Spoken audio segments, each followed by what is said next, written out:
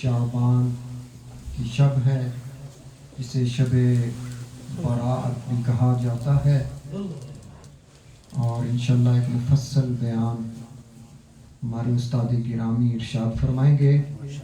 اور کیونکہ آج عبادت کی رات ہے تو انشاءاللہ حضرت صاحب کے بیان کے بعد بھی ایک پروگرام جاری رہے گا، اور انشاءاللہ نوافل کا بھی اہتمام ہوگا، اور ہمارے ساتھیوں نے آپ کے لیے خوبصورت لنگر شریف کا بھی اہتمام کیا ہے۔ اصل میں ٹھنڈک ہے اور اندر اسکیفولڈنگ بھی نصب ہے، ورنہ ہم یہ پروگرام اندر کرتے تو تھوڑا سا میں گزارش کروں گا، میرے سامنے کتنی جگہ خالی ہے، تھوڑے تھوڑے آگے ہو جائیں تاکہ جو پیچھے آئیں گے ان کو مناسب جگہ جو ہے بیٹھنے کی مل سکے۔ یہ آگے جگہ آگے تھوڑے تھوڑے آگے ہو جائیں، گیپ فل کریں، گیپ اگر آپ قریب کر لیں،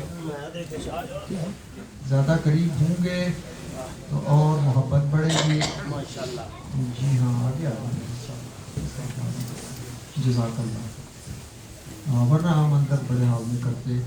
تو اب بلا تاخیر ہمارے استاد محترم، استاذ العلماء، شیخ الحدیث و تفسیر، حجت الاسلام، حضرت علامہ پیر سید زاہد حسین شاہ صاحب بخاری رضوی ان کا خطاب ذیشان ہوگا۔ نعرہ تکبیر و رسالت سے استقبال فرمائیں۔ نعرہ تکبیر، اونچا بولو، نعرہ تکبیر، نعرہ رسالت، نعرہ حیدری، نعرہ غوثیہ۔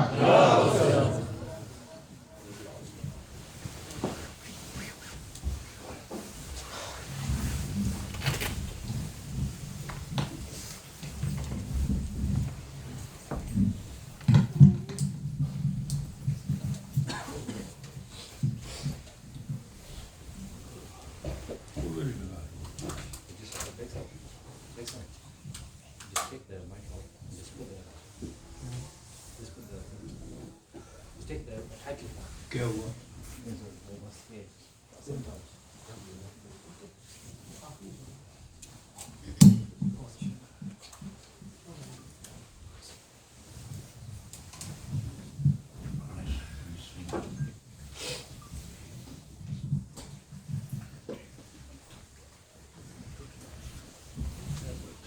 نحمده ونصلي ونسلم على رسول الكريم، اما بعد فاعوذ بالله من الشيطان الرجيم، بسم الله الرحمن الرحيم،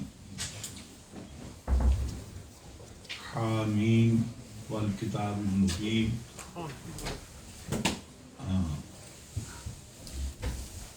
إنا أنزلناه في ليلة مباركة إنا كنا منذرين فيها يفرق كل أمر حكيم أمرا من عندنا إنا كنا مرسلين رحمة من ربك إنه هو السميع العليم۔ سبحان اللہ۔ صدق الله مولانا العظيم وصدق رسوله النبي الأمين الكريم ونحن على ذلك من الشاهدين والشاکرین والحمد للہ رب العالمین۔ سبحان اللہ۔ حمد و صلوات کے بعد سبھی حضرات حضور کی بارگاہ میں ہدیہ درود و سلام پیش کریں۔ الصلاۃ والسلام علیک یا سیدی یا رسول اللہ، علیک یا حبیب اللہ، السلام علیکم و اصحابک یا سیدی آمین۔ میں نے عنوان گفتگو کے لیے سورہ دخان کی چند آیات تلاوت کرنے کا شرف حاصل کی ہے، جس میں خداوند قدوس ارشاد فرماتا ہے حامیم، یہ حروف مقطعات ہیں، ان کی مراد اللہ جانتا ہے، اللہ کا رسول جانتا ہے، یا پھر اللہ کے رسول نے کسی کو بتایا تو وہ جانتا ہے۔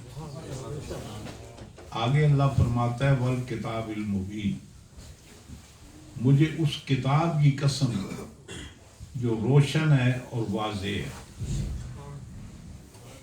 اب قسم کے بعد اللہ تعالیٰ جواب قسم ارشاد فرما رہا ہے، انا انزلناہ فی لیلۃ مبارکۃ، ہم نے اس کتاب مبین کو لیلہ مبارکہ میں نازل کیا، بے شک سبحان اللہ اور انا کنا منذرین، اور بے شک ہم لوگوں کو ڈرانے والے ہیں، فیہا یفرق کل امر حکیم، اور یہ وہ رات ہے اس کے ہاں اللہ کے ہاں سارے دانائی کے معاملات، حکمت والے معاملات تقسیم کیے جاتے ہیں۔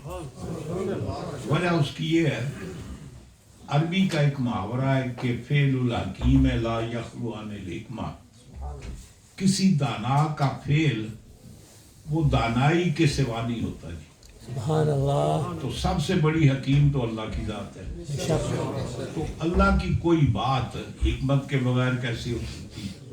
تو اللہ تعالیٰ فرماتا فیہا یفرق کل امر حکیم، ہر امر حکیم جو دانائی کی بات ہے وہ اس رات میں تقسیم کی جاتی ہے۔ بے شک سبحان اللہ اور آگے ارشاد فرمایا یہ کہاں سے تقسیم ہوتی؟ من امر من عندنا، یہ ہمارے ہاں سے میرے معاملات ہیں، میں جو چاہتا ہوں امور وہ تقسیم کیے جاتے ہیں۔ آگے ارشاد ہوتا ہے کہ انا کنا مرسلین، بے شک ہم ہی ارسال کرنے والے ہیں۔ اور یہ سارے معاملات کیا ہیں؟ رب تعالیٰ فرماتا ہے کہ رحمتم من ربک، اے محبوب یہ جو ہم نے کرم نوازیاں عطا فرمائی ہیں یہ آپ کے رب کی سراپا رحمتیں ہیں۔ فرمایا کہ انہ هو السمیع العلیم، بے شک اللہ کی ذات وہ ہے جو سمیع بھی ہے اور علیم بھی ہے، سنتا بھی ہے اور جانتا بھی ہے۔ یہ مختصر سا ان چند آیات کا ترجمہ تھا جو میں نے پیش کیا، تفصیل بعد میں عرض کریں گے۔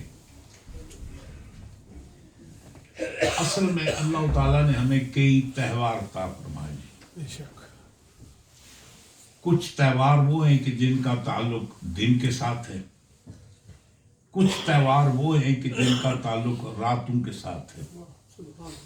جو دن کے تہوار ہیں وہ خوشی منانے کے لیے، اچھا لباس پہننے کے لیے، اچھا کھانا کھانے کے لیے، دوست و احباب کی دعوت کرنے کے۔ مثلا حضور کا ارشاد ہے کہ جو عید کے ایام ہیں یہ بندوں کی اللہ کے ہاں دعوت ہے، بے شک سبحان اللہ سبحان اسی اللہ لیے شریعت مطالعہ کا اصول ہے کہ سال میں 5 دن ایسے ہیں کہ جن دنوں میں روزہ رکھنا حرام ہے، چھوٹی عید کا 1 دن اور 4 دن بڑی عید کے، 10 11 12 13، ٹوٹل کتنے ہوئے؟ 5۔ ان 5 دنوں میں روزہ رکھنا گرچہ بڑی اعلیٰ عبادت ہے لیکن حرام ہے۔ کیوں؟ کہ حضور کا ارشاد یہ ہے کہ من دعیا فلیجب، جس کسی کو دعوت دی جائے تو اس کو دعوت ایکسیپٹ کرنی چاہیے، قبول کرنی چاہیے، دعوت کا انکار نہیں کرنا چاہیے، سمجھ گئے نا؟ تو جو اللہ دعوت دے، یہ تو حضور فرماتے ہیں کہ کوئی بھی دعوت دے تو کسی کی دعوت کو ٹھکرانا نہیں چاہیے اگر اللہ دعوت دے تو۔ حضور فرماتے ہیں کہ عید کے ایام میں اللہ کے ہاں دعوت ہے، دسترخوان ہمارا ہے، پکاتے ہم نے، پیسے ہمارے خرچ ہوتے ہیں، بازار سے ہم خرید کر لاتے ہیں۔ اللہ تعالیٰ فرماتا ہے یہ ساری میری طرف سے دعوت ہے۔ سبحان اللہ اس لیے کہ ہم جو کھاتے ہیں نا قیامت دن اس کا بھی حساب ہوگا، ہم جو پیتے ہیں اس کا بھی حساب ہوگا، ہم جو پہنتے ہیں اس کا بھی حساب ہوگا، ہم جو دیکھتے ہیں اس کا بھی حساب ہوگا، جو بولتے ہیں اس کا بھی حساب ہوگا، جو حرکت کرتے ہیں اس کا بھی حساب ہوگا، جو سماعت کرتے ہیں اس کا بھی حساب ہوگا۔ لیکن فرمایا کہ عید کے ایام میں جتنا مرضی کھاؤ وہی جو اللہ نے حلال کی ہے، جتنا مرضی کھاؤ، کوئی حساب کتاب نہیں۔ اس لیے کہ گھر تمہارا ہے نا، دعوت تو تمہاری طرف سے نہیں، دعوت تو میری طرف سے ہے. جب دعوت میری طرف سے ہے تو حساب تم سے کیسا؟ تو یہ 5 ایام وہ ہیں کہ بندوں کی اللہ کے ہاں دعوت ہے. اس دن روزہ رکھنا اللہ کی دعوت کو ٹھکرانا ہے. اور یہی وجہ ہے کہ ان ایام میں اللہ نے کوئی ایکسٹرا ہم پر عبادت بھی فرض نہیں کی. اب چھوٹی عید ہے، اللہ تعالیٰ فرماتا ہے وہ کم از کم غیر مسلموں کے تہوار اور مسلمانوں کے تہوار میں کچھ فرق ہونا چاہیے.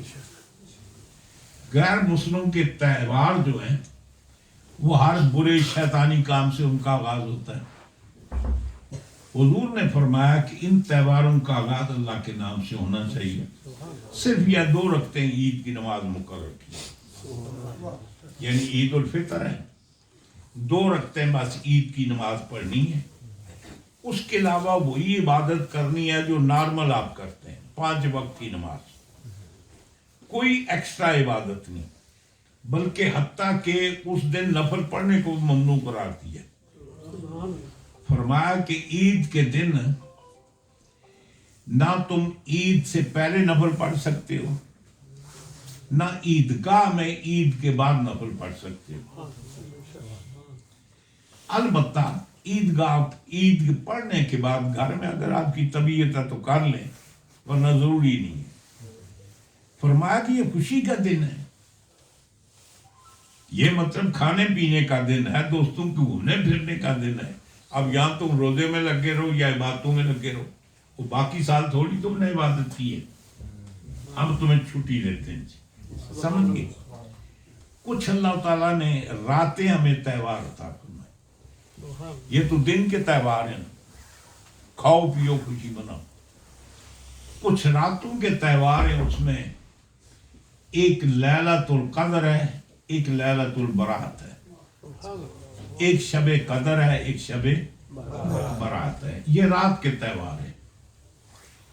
اب ان تہواروں میں اللہ کا حکم یہ ہے کہ یہ تہوار راتیں عبادت کی راتیں، یہ سونے کی راتیں نہیں ہیں. سبحان یہ عبادت کی راتیں. جو رات کو عبادت کی جا سکتی ہے وہ رات کو کرو، جو دن کو کی جا سکتی ہے وہ دن کو کرو. اب رمضان کے مہینے میں تو دن کو آلریڈی عبادت ہوتی ہے، ہم روزہ رکھتے ہیں. رات کو جاگیں عبادت کریں. اب شب برات میں یہ ہے کہ رات کو عبادت کریں اور جب دن ہو تو کیا کریں؟ روزہ رکھ لیں. یہ عبادت کرنے کی، روزہ رکھنے کی یہ تہوار ہے. اب یہ کیوں اللہ تعالیٰ نے کہا؟ اب ذرا غور کریں. کلام پاک میں اللہ تعالیٰ فرماتا ہے اِنَّا أَنزَلْنَاهُ فِي لَيْلَةِ الْقَدْرِ وَمَا أَدْرَاكَ مَا لَيْلَةُ الْقَدْرِ. ہم نے قرآن کو قدر والی رات میں نازل کیا. اے مخاطب، تمہیں کیا پتہ لیلۃ القدر کیا؟ فرمایا ہم بتا دیتے ہیں، لیلۃ القدر خیر من الف شہر. یہ ایک رات 1000 مہینے سے بہتر ہے. سبحان 1000 مہینے سے بہتر ہے. تو وہاں یہ فرمایا کہ وہ رات وہ ہے، 1000 مہینہ عبادت کرو، وہ برابر ہے اس ایک رات کی عبادت. سبحان. اب اس میں ایک اور بات بھی آپ کو بتا دوں. سرکار دو عالم صلی اللہ علیہ وسلم نے جب آپ نے سابقہ امتوں کے حالات ملاحظہ فرمائے، ان کے کردار کو پڑھا، ان کے اتوار کو دیکھا، اللہ نے بتایا، ان کی عمروں کو دیکھا، تو حضور ملاحظہ فرما رہے ہیں کسی کی عمر 500 برس ہے، کسی کی عمر 1000 برس ہے. نوح علیہ السلام کی عمر بعض روایت میں 1600 برس چلا، آدم علیہ السلام کی عمر 1000 برس چلا. فرعون بے ایمان ہے، وہ 450 تک تو اس کو سر میں درد نہیں ہوا. عمر کتنی تھی یہ اللہ جانے چاہیے، بڑی بڑی عمریں. اب حضور نے سوچا جن کی اتنی بڑی عمریں، ایک بندے نے 500 برس کی عمر پائی، 500 برس اللہ کی عبادت میں گزارے، جہاد میں گزارے، اللہ کی راہ میں گزارے. میری امت کی تو عمریں چھوٹ چھوٹ کی. کو 50 کو 60 کو 70 کو 80. تو ظاہر بات ہے یہ جب عمر تھوڑی ہے تو عبادت بھی مختصر ہوگی. تو قیامت کا دن تو مجھے شرمندگی ہوگی, باقی امتیں آگے نکل جائیں گی, میری امت پیچھے رہ جائے گی. حضور کو یہ فکر تھی, پریشان تھی کہ قیامت کے دن کہیں ایسے نہ ہو کہ دیگر امتوں کے مقابلے میں میری امت کو شرمساری ہو. رب تعالیٰ نے حضور کے اس خیال کو سمجھا, حضور کی فکر کو سمجھا, تو قرآن کی آیت نازل فرمائی, اِنَّا أَنزَلْنَاهُ فِي لَيْلَةِ الْقَدْرِ. محبوب گھبراتے کیا ہیں؟ ہم آپ کو ایک رات ایسی دے دیتے ہیں نا, ایک رات میں آپ کا امتی عبادت کرے گا تو 83 سال کی عمر کی اس کو عبادت ملے گی. اب ایک آدمی واقعتاً 83-84 سال عمر پائی ہے, ضروری تو نہیں اس کی ساری عمر نیکیوں میں گزری. اس کی عمر کا کچھ حصہ پبوں میں گزرا ہوگا, کلبوں میں گزرا ہوگا, دیگر کاموں میں گزرا ہوگا, تو ساری عمر تو نیکی میں نہیں گزری. اب یہ جو 80 سال ہم 83 سال کچھ مہینے آپ کو دے رہے ہیں, یہ ایک رات ہے. اس میں جو 83 سال اکاؤنٹ ہوں گے وہ سارے نیکی میں, برائی میں نہیں. تو فرمایا کہ آپ کیوں فکر کرتے ہیں؟ آپ کا امتی اگر اس بات کی قدر کرے گا تو بلوغت کے بعد اس کا ہر سال 84-85 سال کا ہوگا. تو آپ اندازہ فرمائیں, ہر عمر کے ہر سال کو آپ اس کی عمر کو کیا کریں گے, وہ 84 سے ضرب دیں تو کتنے سال بنتے ہیں. تو آپ فکر نہ کریں, قیامت کے دن آپ ہی کامیاب ہوں گے, آپ ہی کی امت سب سے زیادہ سرخرو ہوگی. تو اللہ تبارک و تعالیٰ نے یہ موقع دیا ہے حضور کی امت کو, کبھی شب قدر کی صورت میں, کبھی شب برات کی صورت میں, اور کبھی حضور ارشاد فرماتے ہیں کہ بڑی برکت والی راتیں. حضور نے فرمایا کہ جمعے کی رات, رجب کی پہلی رات, عیدین کی راتیں, پھر شب برات کی رات, عاشورے کی رات, یہ راتیں عطا فرمائی اس لیے کہ ان میں اللہ تعالیٰ کی عبادت کرو, تاکہ تھوڑے عرصے میں زیادہ تمہارے اعمال ہوں. اس کا مطلب ہے مرضی دو دی کی ہے کہ یہ کسی نہ کسی طریقے نال یہ بخشے جا. خدا بھی چاہتا ہے کہ حضور کی امت بخشی جائے, سبحان اللہ. اور حضور بھی چاہتے ہیں, وہ کہتے ہیں نا, اللہ تو کریمی و رسول تو کریم, اللہ تو کریمی و رسول تو کریم, صد شکر کے ہستیم میں آنے دو کریم.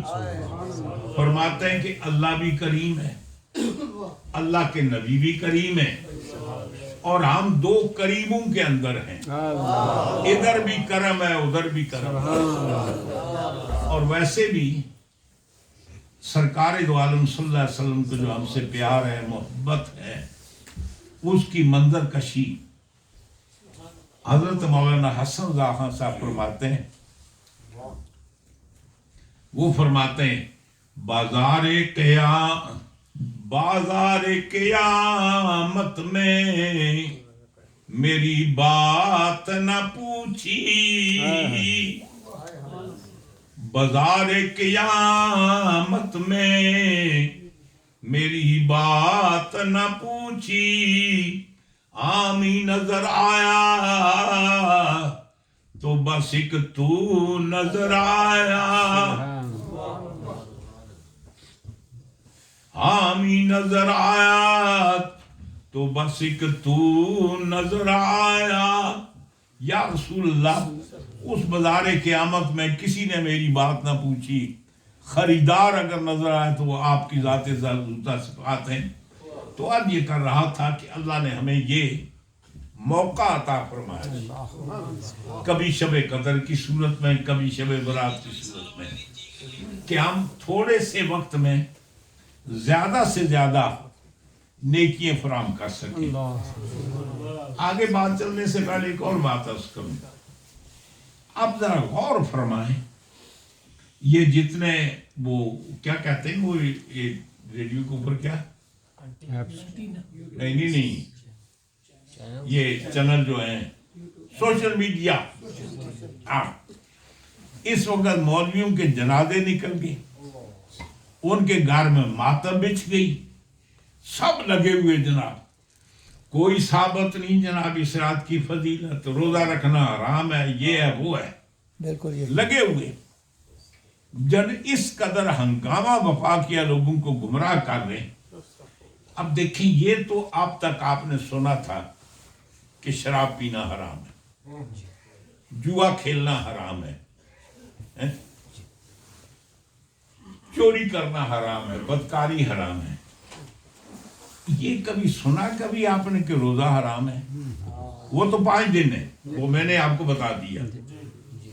ثابت کریں کہ ان 5 دنوں کے علاوہ کسی اور دن کے لیے روزے کی حرمت آئی ہو, یا کسی وقت کے لیے شریعت میں عبادت کی حرمت آئی ہو.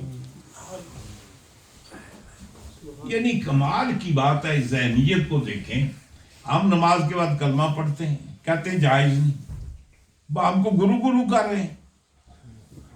کلمہ کیا ہے جی؟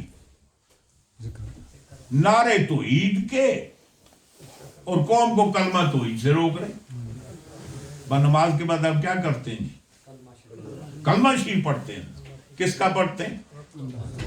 اللہ کا. تو جو کلمے سے روکے, اس سے بات زیادہ بدقسمت کون ہو سکتا ہے؟ تو مطلب یہ ہے جی وہ ثابت نہیں فلانی, میں عرض کرتا ہوں انشاءاللہ یہ ثابت نہیں. یہ جو تم روز ویڈیو پر بیٹھے ہوتے, یہ کہاں ثابت ہے؟ یہ جو ٹی وی پر بیٹھے ہو, یہ کہاں ثابت ہے؟ یہ جتنے ان کے مدرسے ختم بخاری, یہ کہاں ثابت ہے کہ صحابہ نے کرایا ہے؟ یہ برے صغیر کی روایت ہے, وہ کہیں بھی ختم بخاری نہیں ہوتا. یہ کہاں سے آیا؟ یہ دارالعلوم کا قیام, یہ کتابوں کا چھاپنا, یہ جو تم جلسے ہی کرتے ہو, یہ کہاں سے ثابت ہے؟ ہمیں دکھاؤ کہ حضور کی زندگی میں, صحابہ کی زندگی میں یہ کام ہوتے رہے. سوال یہ ہے کہ اس کام کا نہ ہونا اس کے عدم جواز کی دلیل نہیں ہے. زیادہ یہ بدعت کو روتے میں عرض کرتا ہوں. ایک عربی گرامر کا لفظ ہے بدع, بادا یبدع. بادا یبدع کے معنی ہوتے ہیں کسی چیز کا آغاز کرنا, ابتدا کرنا. یعنی پہلے سے وہ چیز موجود نہیں ہے, کسی چیز کا مارد وجود میں آنا. جیسے اللہ خود فرماتا ہے بدیع السماوات والارض, اللہ تعالیٰ نے اس زمین اور آسمان کو عدم سے وجود میں لایا, پہلی دفعہ اس کو ظاہر کیا. جو چیز فرسٹ ٹائم پہلے اس کا وجود نہ ہو, مارد وجود میں آئے, اس کو بدعت کہتے ہیں جی. سمجھ گئے نا جی؟ اب بدعت کے 2 معنی ہیں, ایک بدعت لغوی ہے, ایک بدعت شرعی ہے. ایک یہ ہے کہ ڈکشنری کے اعتبار سے, لغت کے اعتبار سے, میننگ کے اعتبار سے بدعت کس کو کہتے ہیں. یہ جو مولوی صاحب بات کریں, ان سے پوچھو آپ پہلی دفعہ پیدا ہوئے یا سکھوں کی طرح آپ کا 7ویں وہ اواگوان کا سلسلہ کیا کہتے ہیں, ریکارنیشن, نہیں اور بھی کچھ کہتے ہیں. اچھا جی, جنم, آپ کا یہ 5واں جنم ہے, 7واں جنم ہے, یہ پہلا جنم ہے. تو پہلا جنم ہے تو وہ کیا ہوئے آپ, پہلی دفعہ آئے نا. جو کام فرسٹ ٹائم ہو وہ کیا ہے, بدعت. ہم سارے جتنے یہاں موجود ہیں ایک ہی بار پیدا ہوئے ہیں. پیدا ہونے سے پہلے ہم تھے نہیں تھے نا, تو ہم کیا ہیں؟ کمال کی بات ہے, پھر سارے ہم ناجائز ہوئے, حرام ہوئے. یہ مولوی پہلے نہیں تھے, یہ سارے حرام ہیں. ایک بدعت کے اندر لغوی معنی, لغوی معنی ہوتے ہیں نئی چیز جو پہلی دفعہ واضح وجود میں آئے. ایک شریعت میں جو حضور نے فرمایا نا، جس بدعت کو فرمایا کہ وہ بدعت گمراہی ہے، وہ بدعت کیا ہے؟ اس بدعت کے معنی یہ ہے کہ جو بات دین کا حصہ نہیں ہے اس کو دین کا حصہ بنا دینا، یہ کیا ہے؟ یہ بدعت۔ سیدنا حضرت عبداللہ ابن عباس حضور کے صحابی ہیں، ان سے پوچھا گیا کہ آپ یہ بتائیں کہ بدعت کس کو کہتے ہیں؟ آپ نے فرمایا البدعۃ ما، فرمایا کہ ینتفی بہ سنہ، بدعت اس کو کہتے ہیں کہ جو کسی سنت کو ہٹا دے، یعنی سنت کو ریپلیس کرے، وہ کیا ہے؟ بدعت۔ یعنی سنت، یعنی بدعت وہ ہے کہ جو سنت کو ریپلیس کرے، ایک سنت تھی اس کو ہٹا دیا، اس کی جگہ رکھا دیا۔ حضرت سیدہ عائشہ صدیقہ سلام اللہ علیہ سے آپ سے پوچھا گیا کہ بدعت کس کو کہتے ہیں؟ آپ یہ ارشاد فرماتی ہیں لا اصل لہ فی الدین، بدعت اس کو کہتے ہیں کہ جس کی اصل دین کے اندر نہ ہو، جی جس کا روٹ اصل دین کے اندر نہ ہو۔ اچھا، اب روزے کی اصل دین کے اندر ہے یا نہیں؟ رمضان کے روزے فرض ہیں یا نہیں؟ یہ جو ہم صدقات و خیرات کرتے ہیں اس کی اصل ہے یا نہیں؟ زکوٰۃ جو ہم نماز پڑھتے ہیں اس کی اصل ہے یا نہیں؟ یہ تو سارا وہی کام کیا جاتا ہے جو دین کے اندر ہے۔ روزہ رکھتے ہیں وہ تو بنیاد بنا اسلام میں سے ایک بنا ہے۔ نماز کی اصل موجود ہے، روزے کی اصل موجود ہے، تو بدعت کے ذریعے سے ہوا جائے۔ پھر امام غزالی فرماتے ہیں، آپ فرماتے ہیں کہ وہ چیز بدعت ہے جس سے دین کا نقصان ہو، یعنی جس چیز سے دین کا نقصان ہو بدعت ہے۔ اس میں دین کا فائدہ ہو رہا ہے یا نقصان ہو رہا ہے؟ فائدہ۔ با قرآن بیان کیا جاتا ہے، جب ہم نوافل پڑھتے ہیں، عبادت کرتے ہیں تو ہماری عبادت میں اضافہ ہوتا ہے، ہمارے دین میں اضافہ ہوتا ہے، کمی تو نہیں ہوتی۔ تو مطلب یہ ہے کہ اگر یہ لغوی بدعت لیا جائے تو مولوی صاحب خود بدعت ہیں، اگر وہ شرعی مراد لینا چاہتے ہیں تو پھر نہ مولوی صاحب بدعت ہیں، نہ ہم بدعت ہیں، نہ ہمارا یہ کام بدعت ہے۔ تو اللہ تبارک و تعالیٰ نے اس رات کی عظمت کو بیان کیا۔ حدیث کے اندر میں عرض کروں گا، متعدد حدیث کے اندر باقاعدہ طور پر حضرت علامہ امام نسائی انہوں نے ایک مستقل کتاب لکھی، عمل یوم واللیلہ، دن اور رات کے عمل۔ اس کے اندر انہوں نے 12 مہینے ڈیٹیل کے ساتھ اعمال لکھے۔ امام ابن رجب حنبلی ہیں، انہوں نے مستقل کتاب لکھی 12 مہینوں پر، یعنی محرم میں کیا ایکسا عبادت کر سکتے ہیں، سفر میں کون سی عبادت ہے، فلاں مہینے میں کون سی، فلاں مہینے میں کون سی، تمام سال کے مہینوں میں جو سنت سے حدیث سے چیزیں مرقوم ہیں یا چیزیں جو مروی ہیں وہ ساری انہوں نے جمع کر دی، فلاں مہینے میں یہ چیز۔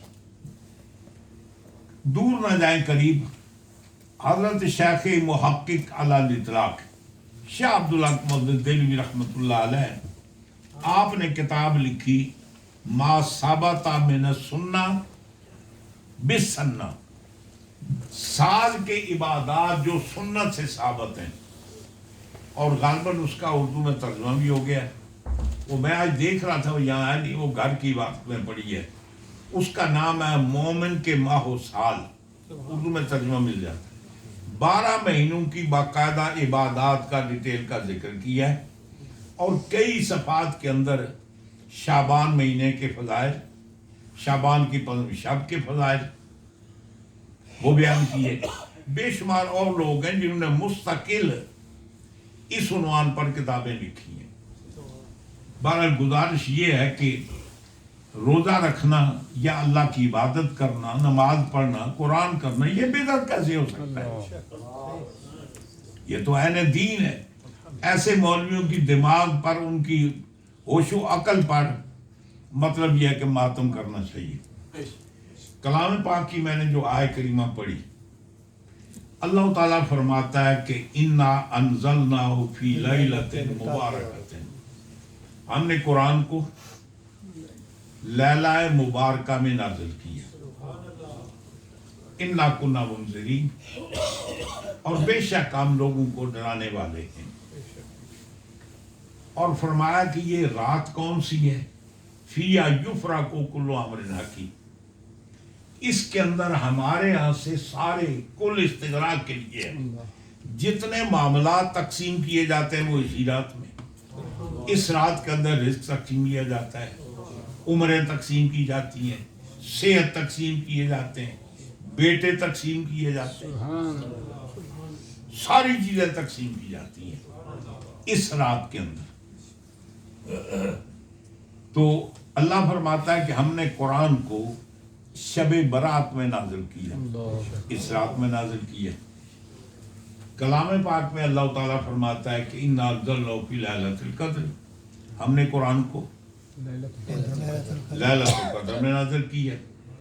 اور قرآن یہ بھی کہتا ہے کہ کلام پاک کہاں انزل کیسے آیت ہے؟ شہر رمضان الذی انزل فیہ القرآن، یعنی رمضان کا مہینہ ہوا جس میں قرآن نازل ہوا جی۔ اب اس میں اور شب قدر میں تو تضاد نہیں ہے۔ شب قدر کس مہینے میں؟ رمضان میں، اس میں تو کوئی فرق نہیں پڑتا۔ وہ مطلب یہ ہے کہ شب قدر میں نازل ہوا یا کسی اور تاریخ کو نازل ہوا رمضان میں۔ یہاں اللہ تعالیٰ فرماتا ہے کہ ہم نے لیلہ مبارکہ میں نازل کیا۔ اکثر بعض مفسرین یہ کہتے ہیں کہ اس سے بھی وہی رمضان کی رات مراد ہے، لیلہ مبارکہ سے بھی رمضان کی رات وہی شب قدر مراد ہے۔ لیکن اکثریت جو مفسرین کی ہے وہ یہ کہتے ہیں اس سے مراد شب برات ہے۔ کیوں؟ اس لیے کہ اللہ تعالیٰ نے جو شب قدر کی ڈیفینیشن بتائی وہ اور ہے، جو اس کی ڈیفینیشن بتائی وہ اور ہے۔ یعنی یہ بتایا نا کہ شب قدر کی تعریف کیا ہے، پہچان کیا ہے، اس کی پہچان اور ہے۔ اللہ فرماتا ہے اِنَّا أَنزَلْنَاهُ فِي لَيْلَةِ الْقَدْرِ، ہم نے قرآن کو شب قدر میں نازل کیا۔ وَمَا أَدْرَاكَ مَا لَيْلَةُ الْقَدْرِ، اے مخاطب تمہیں کیا پتا شب قدر کیا ہے؟ لیلۃ القدر خیر من الف شہر، شب قدر جو ہے وہ 1000 مہینے سے افضل ہے۔ اور کیا ہوتا ہے؟ تنزل الملائکۃ والروح فیہا بإذن ربہم، دوسرا کام کیا ہے؟ فرشتے نازل ہوتے ہیں۔ اور تیسرا کام کیا ہے؟ یہ مطلع فجر تک مطلب ہے کہ یہ معاملہ قائم رہتا ہے جی۔ یہ اس کی ڈیفینیشن بتائی نا۔ شب قدر کی ڈیفینیشن کیا ہے جی؟ ایک تو یعنی اس میں قرآن نازل ہوا، یہ تو ہے۔ اس کی ڈیفینیشن کیا ہے؟ وہ رات 1000 مہینے سے افضل ہے۔ دوسری ڈیفینیشن کیا ہے؟ اس میں فرشتے نازل ہوتے ہیں۔ تیسری ڈیفینیشن کیا ہے؟ کہ مطلع فجر تک یہ معاملہ قائم رہتا ہے۔ سمجھ گئے؟ اب یہاں شب مبارکہ کی ڈیفینیشن بیان ہو رہی ہے، اِنَّا أَنزَلْنَاهُ فِي لَيْلَةٍ مُبَارَكَةٍ۔ آگے اللہ تعالیٰ فِيهَا يُفْرَقُ كُلُّ أَمْرٍ حَكِيمٍ، اس کے اندر تمام حکمت کے معاملات تقسیم کیے جاتے ہیں۔ نہ فرشتوں کے نزول کا تو ذکر نہیں ہے نا۔ فرمایا اِنَّا كُنَّا مُنذِرِينَ، ہم مطلب یہ ہے کہ لوگوں کو ڈراتے ہیں۔ اور ساری جو ڈیٹیل بیان کی اس کی ڈیفینیشن اور ہے، اور شب قدر کی ڈیفینیشن اس کا مطلب ہے وہ اور ہے اور یہ اور ہے۔ اب یہ ایک بات ہے کہ شب قدر کس مہینے میں یہ بھی ہمیں کوئی پتہ نہیں۔ شب برات کس مہینے میں یہ بھی ہمیں کوئی پتہ نہیں، لیکن رمضان کا تو پتہ نہیں۔ جب اللہ تعالیٰ فرماتا ہے شہر رمضان الذی انزل فیہ القرآن، کہ رمضان کا مہینہ ہوا جس میں قرآن نازل ہوا، یہ تو نصیحت ہی ہے۔ اب یہ بات تو یقینی ہے۔ اب سوال یہ بھی پیدا ہوتا ہے کہ کلام پاک کتنے عرصے میں نازل ہوا؟ 23 سال۔ پہلی وحی کب نازل ہوئی؟ غار حرا میں حضور تشریف لائے، جب آپ کی عمر شریفہ 40 برس کی تھی۔ اس کے بعد پھر حضور مکے میں تھے تو مکے میں قرآن نازل ہوتا رہا، مدینے میں نازل ہوتا رہا۔ یہی وجہ ہے کہ آپ کلام پاک کھول لینا چاہیے۔ ہر سورت کے شروع میں لکھا ہوتا ہے یہ سورت مدنی ہے، یہ سورت مکی ہے، یہ مکے میں نازل ہوئی، یہ مدینہ میں نازل ہوئی۔ اصول یہ ہے ہجرت سے پہلے جتنا قرآن نازل ہوا وہ کیا ہے؟ وہ مکی ہے۔ ہجرت کے بعد جتنا نازل ہوا چاہے وہ مکے میں نازل ہوا وہ کیا ہے؟ وہ مدنی ہے۔ یہ بات علادہ ہے کہ قرآن کیا ہے؟ یہ اللہ کا کلام ہے۔ اللہ کا کلام کیا ہے؟ یہ اللہ کی صفت ہے۔ یہ اللہ کی صفت ہے۔ اللہ تعالیٰ تو نہ مدنی ہو سکتا ہے نہ مکی ہو سکتا ہے۔ بس اللہ تعالیٰ تو لا مکان ہے، نہ مکان کی طرف منسوب کر سکتے ہیں نہ زمانے کی طرف منسوب کر سکتے ہیں۔ یہ تو بندہ ہو سکتا ہے، پاکستانی بھی ہو سکتا ہے، ہندوستانی بھی ہو سکتا ہے، انگلش بھی ہو سکتا ہے، امریکن بھی ہو سکتا ہے۔ اور پھر حضور مدنی بھی ہیں، مکی بھی ہیں، حجازی بھی ہیں، تہامی بھی ہیں، امی بھی ہیں۔ یہ سارے القاب سرکار کے، ہاشمی بھی ہیں، قریشی بھی ہیں۔ تو یہ تو بندے کی صفات ہے۔ جب یہ کلام اللہ کی صفت ہے، اللہ کا کلام ہے، تو یہ مکی مدنی کیسے ہوا؟ رب تعالیٰ نے فرمایا محبوب جب قلب مصطفیٰ پر نازل ہوا نا، اب اس کے بعد اگر آپ مکے میں تو یہ بھی مکی ہے، اگر مدینہ میں تو یہ بھی مدنی ہے۔ سبحان اللہ، نعرہ تکبیر، نعرہ رسالت، نعرہ حیدری۔ کیونکہ حضور مکی بھی ہے، مدنی بھی ہے۔ اب کلام پاک حضور پر جو نازل ہوا وہ 23 برس نازل ہوتا رہا۔ وہ تو سارا قرآن تو رمضان میں نازل نہیں ہوا، قرآن تو محرم میں بھی نازل ہوا، سفر میں بھی ہوا، مطلب ہے کہ آگے ربیع الاول میں ہوا، ربیع الاخر میں ہوا، سب 12 مہینوں میں نازل ہوتا رہا۔ تو اب اس کو کیسے مطابقت کریں گے؟ اللہ تعالیٰ کلام شہر رمضان انزل فیہ القرآن، یعنی قرآن رمضان میں نازل ہوا، وہ تو محرم میں بھی نازل ہوا ہے، سفر میں بھی نازل ہوا، سب میں نازل ہوا۔ اب اس کے اندر تطبیق کیسے کریں گے، مطابقت کیسے کریں گے؟ اگر یہ راتیں دو مختلف ہیں، یقیناً مختلف ہیں، تو قرآن اللہ فرماتا ہے یہ شب قدر میں بھی نازل ہوا، قرآن اللہ تعالیٰ فرماتا ہے کہ شب برات میں بھی نازل ہوا، اور تاریخ حالات بتاتے ہیں کہ قرآن نہ صرف رمضان میں نازل ہوا، نہ صرف شب برات میں نازل ہوا، یہ تو 23 برس میں نازل ہوتا رہا۔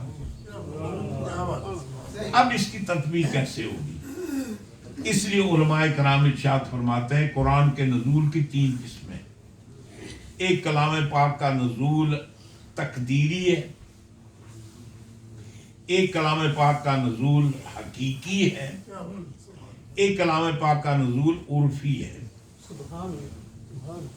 یہ عرفی کے معنی عامت الناس، عند الناس، لوگ کیا جانتے ہیں۔ ایک ہے حقیقی، ریالٹی میں ریئل کب نازل ہوا۔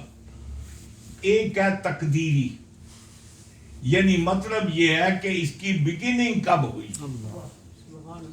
اور کلام پاک میں اللہ تعالیٰ ارشاد فرماتا ہے یہ قرآن کیا ہے؟ بل ہوا قرآن مجید فی لوح محفوظ۔ یہ جو آپ کے پاس قرآن ہے یہ کون سی کتاب ہے؟ بلکہ یہ وہی ہے جو کل تک لوح محفوظ میں تھا۔ اب اصل یہ ہے کہ اللہ تعالیٰ فرماتا ہے نا، اور لوح محفوظ بھی نہیں، اصل کتاب تو اللہ کے پاس ہے، अल्लाह ताला फरमाता है वाइंदहु उम्मुल किताब, असल किताब जो है ना वो किसके पास है? यानी अल्लाह फरमाता है अल्लाह जिसको चाहता है यमहुल, जिसको चाहता है मिटा देता है, जिसको चाहता है बाकी रखता है। असल रिकॉर्ड तो उसी के पास। वाइंदहु उम्मुल किताब, तो मतलब यह है ये कुरान क्या है? ये यहाँ हमारे हाथों में आने से पहले ये क्या था? ये लौह महफूज में था। इसलिए अल्लाह ताला फरमाता है ला यमस्सु इल्लल मुताहहरून, ये आपके पास आने से पहले कभी किसी नापाक हाथ ने कुरान को नहीं छुआ। लौह महफूज को अगर छूते थे ला यमस्सु, ये जुमला खबरिया है जनाब, इंफॉर्मेशन है। अल्लाह फरमाता ला यमस्सु, इस कुरान को नहीं छूते इल्लल मुताहहरून, मगर पाकीज़ा लोग। बाद फरमाते हैं इससे मुराद जब लोह महफूज में था तो फरिश्ते जब वहां से कुछ चैप्टर कॉपी करके इब्राहीम अलैहिस्सलाम को देते थे, कोई जरूरत के लिए नूह अलैहिस्सलाम को चैप्टर दिए, कोई जरूरत के लिए मूसा अलैहिस्सलाम को दिए, कोई ईसा अलैहिस्सलाम को दिए। वो जितने सुखफ समाविया हैं वो सारे के सारे लोह महफूज से कॉपी होकर आए। तो फरमाया कि लोह महफूज वो है कि जहां किसी बातल की अप्रोच नहीं है, कोई गलत बंदे की वहां तक अप्रोच नहीं है, उसको अगर छूने वाले किसी के कंट्रोल में तो मुताहिरून है वो फरिश्ते हैं। अब अल्लाह ताला फरमाता है बल हुआ कुरान मजीदुन फी लौह महफूज। अब ये जो आपके पास कुरान है ये क्या है? ये कल तक लौह महफूज में था। अब जब सरकार दुनिया में पैदा हुए तशरीफ लाए, अल्लाह का प्रोग्राम था कि इनको किताब कब देनी है, वही का नजूल कब होना है, इसका फैसला कौन करता है? अल्लाह, उसकी मर्जी। वो बचपने में करे, लड़कपन में करे, जवानी में करे, जब करे। अब हजरत यहया अलैहिस्सलाम है, अल्लाह ताला फरमाता है हमने उनको बचपन में ही नबूवत दे दी, उनको बचपन में। ईसा अलैहिस्सलाम तो 3 दिन के थे। अब कहते काला इन्नी अब्दुल्ला अतानी अल किताब व जअलनी नबिया, मैं अल्लाह का बंदा हूँ, अल्लाह ने मुझे किताब भी दे दी है, ये नहीं कि देगा। अतानी अल किताब, उसने किताब मुझे दे दी है, व जअलनी नबिया, उसने मुझे नबी बना दिया। सुभान अल्लाह, सुभान अल्लाह। अब ये वो अल्लाह जानता है कि किस काम को किस वक्त जाहिर करना। हर आदमी की अपनी मसलत नहीं होती। आप को काम करते हैं तो यूं सोचते हैं मैं कौन सा काम कब करना है, किस वक्त करना है, कैसे करना है। आपकी अल्लाह की मर्जी नहीं, वो जानता है ना कि किसको किस वक्त वही भेजनी, किस वक्त हमने अनाउंसमेंट करनी है, किस वक्त आपने बंदे से अनाउंसमेंट करानी है। अब जब अल्लाह ने प्रोग्राम बनाया, फरिश्तों से कहा कि अब जाहिर बात है कि नबी तो वो होता है जिस पर वही होती है, रसूल वो होता है जो साहब किताब होता है। अब किताब भी ना हो तो रसूल कैसे हो सकता है? बस देखिए ना, साहब किताब, किताब उसके पास तो होनी चाहिए। अच्छा, फरिश्तों से कहा ऐसे करो ना, लौह महफूज की कॉपी करो। अब जब कॉपी करने का अल्लाह ने इरादा किया वो शबे बरात थी। सुभान। जिस रात को कलाम पाक की लौह महफूज से कॉपी करने का काम शुरू हुआ वो क्या थी? शबे बरात। शबे बरात थी।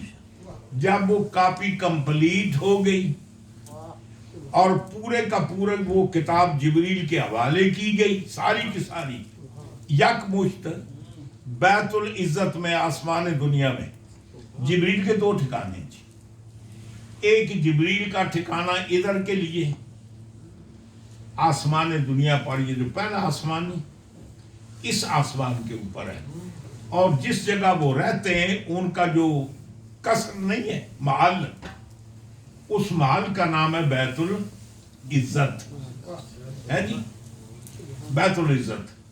और आखिरी जो उनका है ना मकाम, जब अल्लाह की बारगाह में जाते हैं तो कहां तक जाते हैं? सिदरतुल मुंतहा।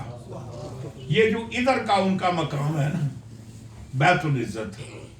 تو رمضان کی آخری طاق راتوں میں کسی رات میں وہ پورے کا پورا کلام پاک جبریل کے حوالے کر دیا گیا ہے جی، جبریل علیہ السلام کے حوالے کر دیا گیا، اور وہاں سے پھر جبریل جیسے ضرورت پڑتی حضور کی بارگاہ میں پیش کرتے، اور کلام پاک میں اللہ تعالیٰ فرماتا ہے فَإِنَّهُ نَزَّلَهُ، یہ ہو کی ضمیر جبریل کی طرف ہے کہ جبریل نے آپ کے قلب پر قرآن نازل کیا، فَإِنَّهُ نَزَّلَهُ عَلَىٰ قَلْبِكَ۔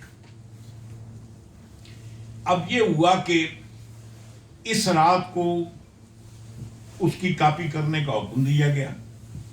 جب کاپی کمپلیٹ ہو گئی تو جبریل کے حوالے کیا گیا رمضان میں، پھر 23 برس کے عرصے میں قلب مصطفیٰ پر نازل کیا گیا، سبحان اللہ۔ پھر وہ رمضان بھی آیا، شوال بھی، سارے مہینوں میں یہ کام ہوتا رہا۔ اور کبھی کبھی ایسے بھی ہوتا ہے جب آپ کو کام نہیں کرتے جی، کسی چیز کی بنیاد رکھتے ہیں نہ تو ڈیٹ لکھتے ہیں، بنیاد رکھنے کی۔ کبھی کبھی ایسے ہوتا ہے کہ تکمیل کے بعد آپ ڈیٹ لکھتے ہیں جی، آج تاریخ کو یہ کمپلیٹ ہو گیا۔ اصل جس دن آپ نے بنیاد رکھی، ہو سکتا ہے جس کی آپ نے بنیاد رکھی آگے آپ کو موقع ملے پورا کرنے کا، یہ نہ ملے۔ اللہ جس کی بنیاد رکھے اللہ، وہاں تو رکاوٹ نہیں ہے۔ بات دیکھیں نا، بندہ جو ہے وہ ارادہ کرے، ضروری نہیں کہ اس کا ارادہ کمپلیٹ ہو۔ کمپلیٹ ہو۔ ذرا دوسری پڑھیے۔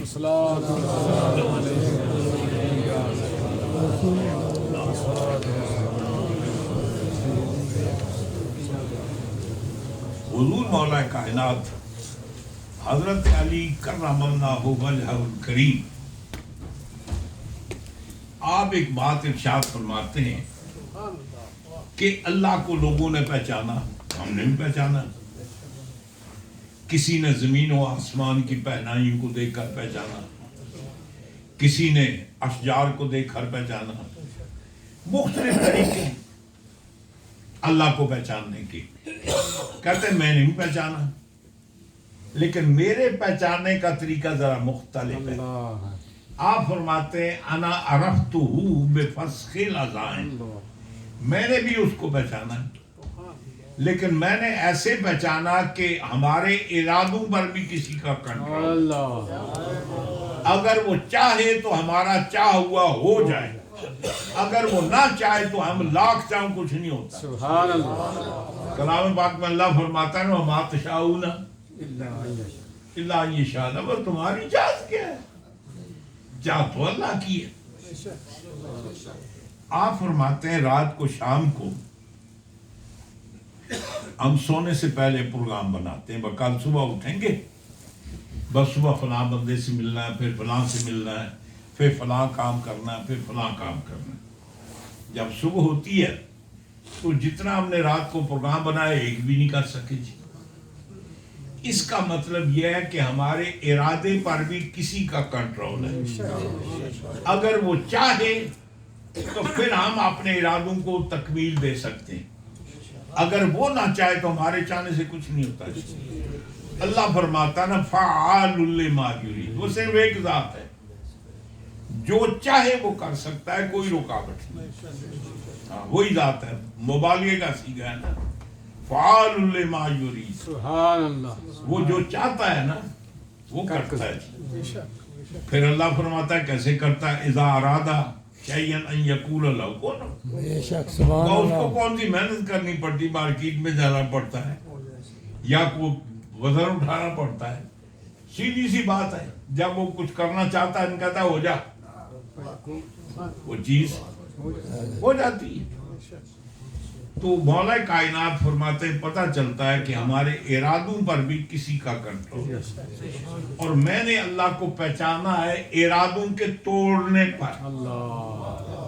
ارادہ میرا ہے وہ توڑ دیتا ہے، ہمارے ارادوں پر بھی اس کا کنٹرول ہے۔ انا عرفتہ بفسخ العزائم، میں نے اس کو عزائم ارادوں کے توڑنے پر اس کو پہچانا ہے. اب ہم نے کسی چیز کی بنیاد رکھی, ہو سکتا ہے اگے کام کرو تو پیسے ہی مک گئے, وہ کام توڑ ہی نہ چڑھا. میرا آپ کی بنیاد رکھی ہوئی فیل ہو سکتی ہے, اللہ نے جس پروگرام کا بنایا وہ کبھی فیل نہیں ہو سکتا. لہذا جب اللہ نے شب برات میں قرآن کے نقل کرنے کا حکم دیا گویا کہ ہو گیا, نازل کرنے کا ارادہ کیا گویا کہ نازل کر دیا جناب. تو یہ تقدیری ہے جی. اور پھر جب نقل کمپلیٹ ہوئی تو جبریل کے حوالے کر دیا گیا. وہ رمضان کی آخری راتوں میں جس کو شب قدر کہتے ہیں وہ ہے. اور پھر تھوڑا تھوڑا ضرورت کے مطابق 23 برس کے عرصے میں اب وہ جبریل کے پاس ہے نا, اب جس چیز کی ضرورت ہے جس کی اتنی حصہ کہیں سے بھی لے کر جبریل حضور کی بارگاہ میں حاضر کیسے نازل کرتے؟ فَإِنَّهُ نَزَّلَهُ عَلَىٰ قَلْبِكَ, حضور کے قلب انور پر نازل کرتے. وہ کو لکھا ہوا تھا یا وہ ریسائٹ کر کے حضور کے دل میں ڈالتے تھے؟ ایسی تو بات نہیں. کیا وہ لکھا ہوا تھا؟ نہیں. فرمایا کہ جب قلب مصطفیٰ میں آیا نا پھر اس وقت نہ اس کے حروف تھے نہ آواز تھی, وہ حضور ہی جانتے تھے. پھر حضور نے بول کر لوگوں کو بتایا. تو عرض کرنے کا مطلب یہ ہے کہ 23 برس کے عرصے میں پھر قرآن نازل ہوا. تو لہذا اس کے نزول کی 3 قسمیں, نزول تقدیری, نزول حقیقی اور نزول عرفی. اس کا مطلب ہے کہ یہ رات وہ ہے, اس رات کو اللہ تعالیٰ نے کلام پاک کے نقل کرنے کا حکم دیا تھا. پھر سرکار دو عالم صلی اللہ علیہ وسلم ارشاد فرماتے ہیں, ایک تو ہے نا حرمت کے مہینے جی. حرمت کے مہینے کتنے؟ 4. ایک ہے حج کے مہینے, وہ اور ہیں. ایک ہے حرمت کے مہینے. اللہ تعالیٰ فرماتا ہے اِنَّ عِدَّةَ الشُّهُورِ عِندَ اللَّهِ 12 شہرا. یہ جو مہینوں کی سال میں مہینوں کی تعداد ہے نا, اللہ کے یہاں کتنے مہینے؟ 12. جب پہلے سے 12 چلے آ رہے اس کی وضاحت کرنے کی ضرورت ہے جی. لوڑ پہنتی اس کی وجہ یہ ہے کہ آج تو ابراہیم علیہ السلام کے زمانے کے بعد سے ہو رہا ہے نا. اب وہ چاند کے حساب سے حج ہوتا ہے تو ظاہر بات ہے کہ ہر سال میں 10-11 دن کا فرق پڑتا ہے. اب حج ہوتا ہے کبھی گرمی میں, کبھی سردی میں, کبھی گرمی میں, کبھی سردی میں. اب گرمی میں تو گزارا ہو سکتا ہے, سردی بڑی مشکل ہے. تو اہل مکہ یہ کرتے کہ کبھی کبھی ایسے کرتے کہ جب 3 سال گزر جاتے نا جی,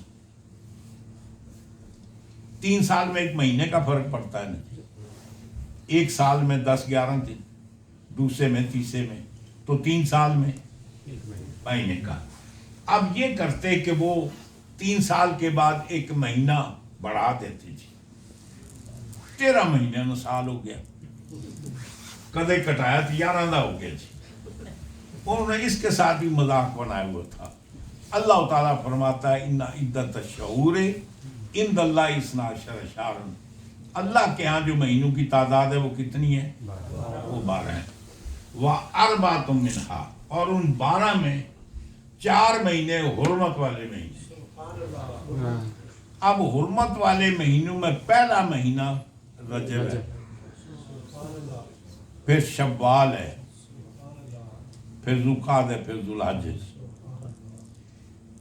تو ایک ہے اشہر الحرم, وہ اشہر الحج, حج کے مہینے, وہ ذوالقعدہ ہے, ذوالحج ہے, محرم ہے. تو یہ وہ مہینہ رجب, اس کو کمال یہ حاصل ہے کہ یہ حرمت والا مہینہ. اس مہینے کے اندر جہاد کرنا, لڑائی کرنا عرب کیا کرتے؟ چھوڑ دیتے تھے.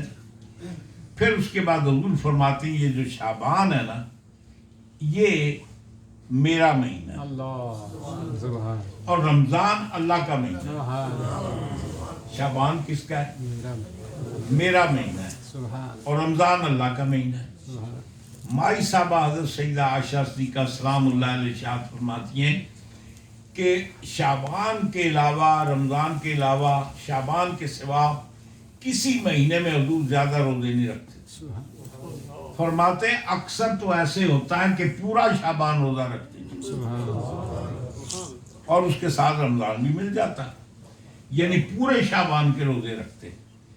ورنہ یہ ہوتا کہ جب روزے رکھنا شروع کرتے ہم کہتے ہیں آپ کبھی یہ افطار نہیں کریں گے۔ زیادہ حضور روزے کہاں رکھتے ہیں؟ شعبان کے مہینے میں، اور زیادہ عبادت بھی اس میں کرتے ہیں۔ حضور اکرم صلی اللہ علیہ وسلم ارشاد فرماتے ہیں کہ میں یہ چاہتا ہوں جب میرا اعمال نامہ اللہ کی بارگاہ میں پیش ہو نا، جیسے ہمارے عام دفتروں میں ایک دفتری مہینہ نہیں ہوتا دن غالباً جون کے مہینے میں یہ پورے سال کا جو کاروبار کلوز ہوتا ہے جی، اس کو بند کرتے ہیں اور نئے مطلب ہے کہ نصاب وہاں سے کام شروع ہوتا ہے جی۔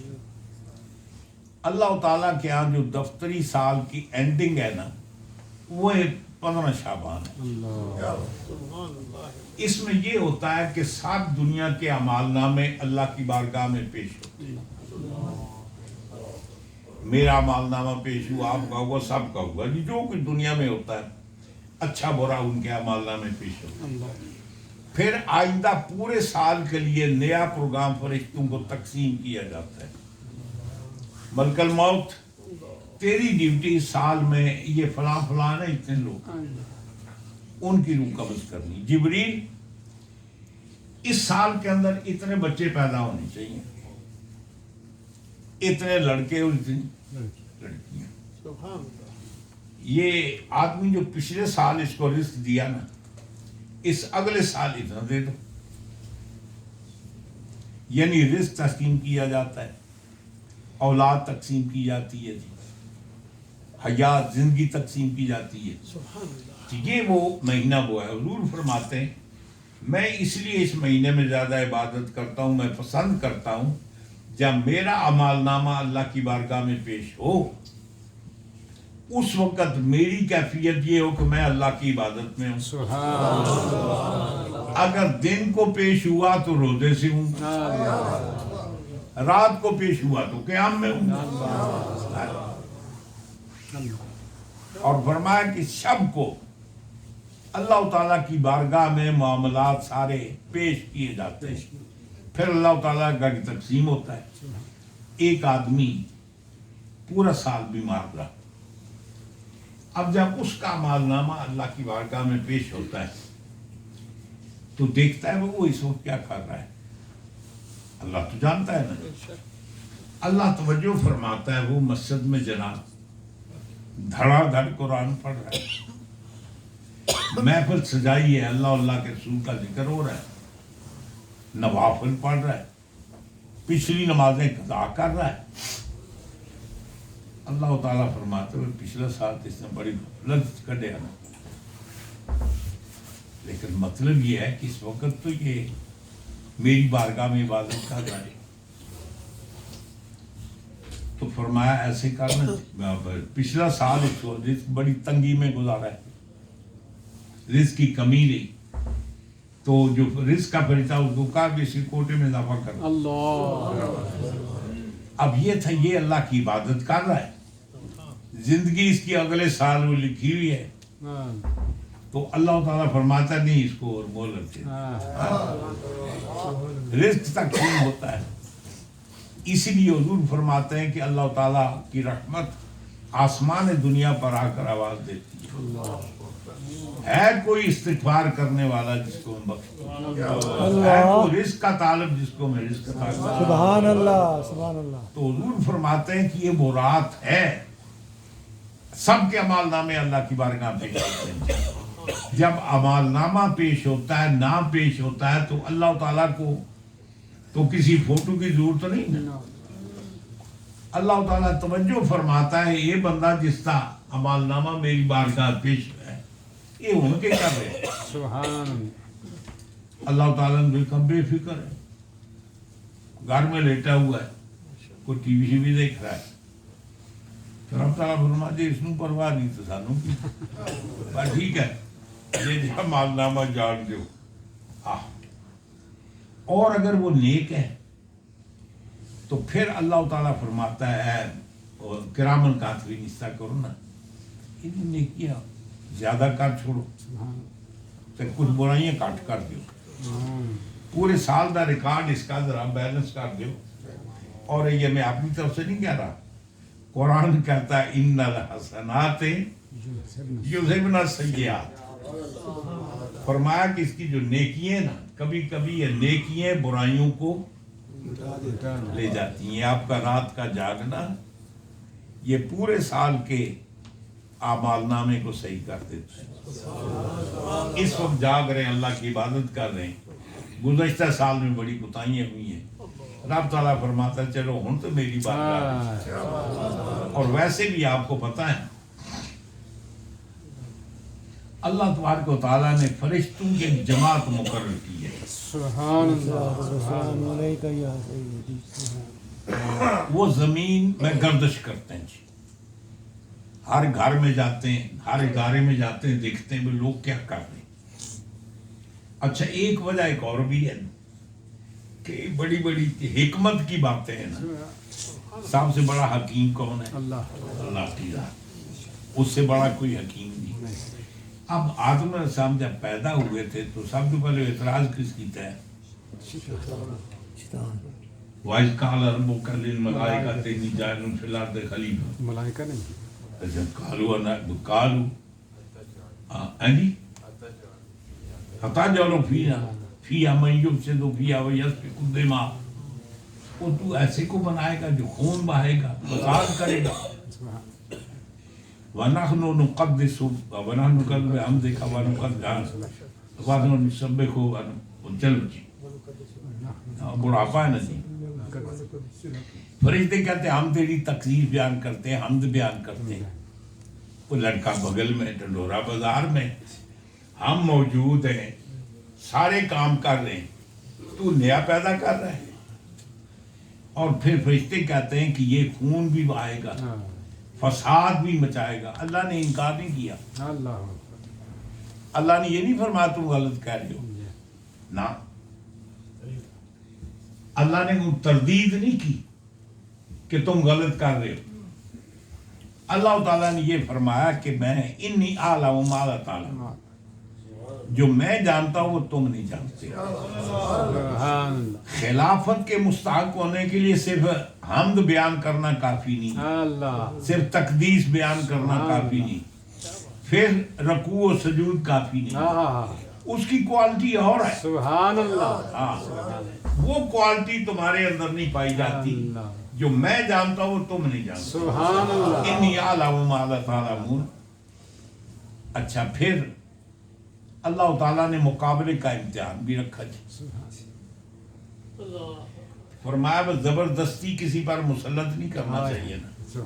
अब फरिश्ते ये तो बोल नहीं सकते, कहेंगे अल्लाह ताला ने बस ठीक है आपने आगे जाने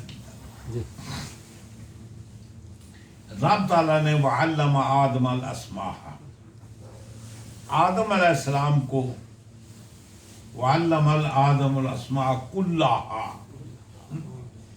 अस्मा जमा है उसके ऊपर अलिफ लाम है इस्तिगराक का, फिर ताकीद के लिए इस्तिगराक के लिए कुल्ला, यानी इस कायनात में क़यामत तक जो शय, कोई शय नाम के बगैर नहीं है।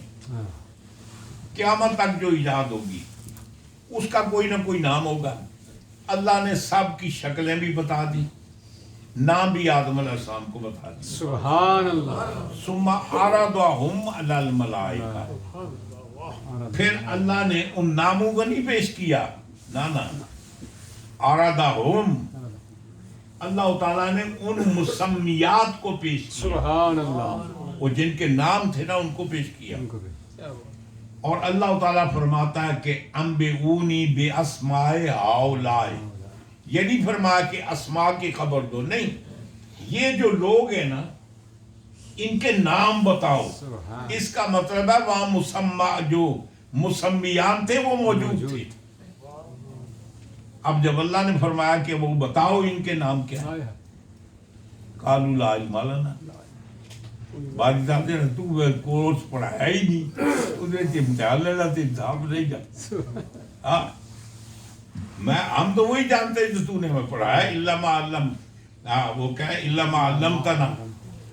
ہم تو وہی جانتے ہیں جو تم نے پڑھایا ہے. یہ تو آؤٹ آف کو مطلب کورس تو سوال کر رہے ہیں، یہ تو ہمیں پڑھایا ہی نہیں. اللہ تعالیٰ فرماتا ہے کہ اس لیے میں نہیں، یہ بھی بات ہے، ما کنتم تبدون وما کنتم تخفون، ایسے ہی ہے نا جی. اللہ تعالیٰ فرماتا ہے وہ تھوڑے اعتراض دی گل میں سمجھنا. وہ جڑا آدم تے اعتراض کر رہے ہو نا، وہ وچوں گل ہو رہی. تو اعتراض کر کے تے فساد تے جھگڑے دا نا وچوں تہاڈی مرضی وچ تانوں خلاف ملے. ایک کرسی بھی کوئی جی چیز اس کرسی نے دنیا سے بڑی ہے تباہیاں کی جناب. اب مقابلے کا امتحان ہوا، نتیجہ یہ ہوا کہ فرشتوں کو وہ فیل ہو گئے، جواب نہیں دے سکے. انہوں نے یہ کہا کہ اے باری تعالیٰ ہم تو وہی جانتے ما علمتنا، جو تو نے ہمیں سکھایا ہے. مطلب یہ ہے کہ انہوں نے ہینڈز اپ کر دیا کہ ہم یہ نہیں جانتے. اب یہ ہم بات اور بھی ہے، ایک ہوتا ہے انفرادی امتحان، ایک ہوتا ہے اجتماعی. سمجھ گئے نا جی. آدم علیہ السلام، اب پھر اللہ تعالیٰ نے آدم علیہ السلام سے کہا یا آدم انبئہم، ہاں اے آدم تو اب بتا. آدم علیہ السلام نے ایک ایک فرق کر کے سنا دیا. اب کمال کی بات ہے، امتحان یہ ہے کہ آدم کا امتحان انفرادی ہے، فرشتوں کا امتحان اجتماعی ہے. کسی سکول میں جائیں، کسی کالج یونیورسٹی میں، جتنے اسٹوڈنٹ ہیں ان کو اجازت دے دیں کہ آپ سارے مل کر پرچے حل کر سکتے ہیں. مجھے یہ بتائیں کسی یونیورسٹی کالج میں کوئی بندہ فیل ہو سکتا ہے؟ ممکن ہی نہیں. اس صورت میں فیل ہو سکتا ہے کہ جب ایک بھی پاس ہونے کے قابل نہ ہو. تو آدم علیہ السلام انفرادی امتحان مقابلے میں فرشتوں کے اجتماعی امتحان سے کامیاب ہو گئے. امتحان کس کا تھا؟ علم کا. اس کا مطلب پورے فرشتوں کا علم ایک طرف، ایک اللہ کے نبی کا علم. علم کے اندر سارے فرشتوں کو شکست دے. تو عرض کرنے کا مقصد یہ ہے کہ اللہ تعالیٰ وہ بیان کر رہا تھا، حضور فرماتے ہیں کہ اس رات کو سب کے اعمال پیش ہوتے ہیں نا جی. تو اللہ تعالیٰ توجہ فرماتا ہے کہ وہ بندہ اس وقت کیا کر رہا ہے. اگر وہ خواب غفلت میں ہے تو اللہ تعالیٰ فرماتا ہے اس کو جب اپنی پرواہ نہیں تو ہمیں کیا ہے. اور اگر وہ اس وقت جاگ رہا ہے، اللہ کی بارگاہ میں عبادت میں مصروف ہے، رب تعالیٰ فرشتوں کہتے ہیں ایسے کر، وہ پچھلے سال کی اس کی نیکیاں رہنے دینا کہ برائیوں ختم کر دے. کوئی نہیں غفلت کی اس وقت تو کم از کم میری بارگاہ میں. اب اس کی عمر لکھی تھی اگلے سال 2 مہینے تو بعد کام ختم کرنا ہے.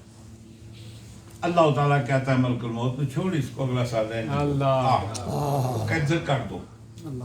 اللہ تعالیٰ فرماتا ہے نا کہ جس کو چاہتا ہے ثابت رکھتا ہے، جس کو چاہتا ہے مٹاتا ہے. وَعِندَهُ أُمُّ الْكِتَابِ، اصل درکار تو اس کے پاس ہے. اللہ تعالیٰ فرماتا ہے اذا جاء اجلہم، جب کسی کی بھی اجل آ جاتی، لا نہ ایک لمحہ آگے ہوتی نہ ایک لمحہ پیچھے ہوتی ہے. تو اجل وہ ہے جو اللہ کے ہاں مقرر ہے، کسی کو تو کوئی پتہ نہیں.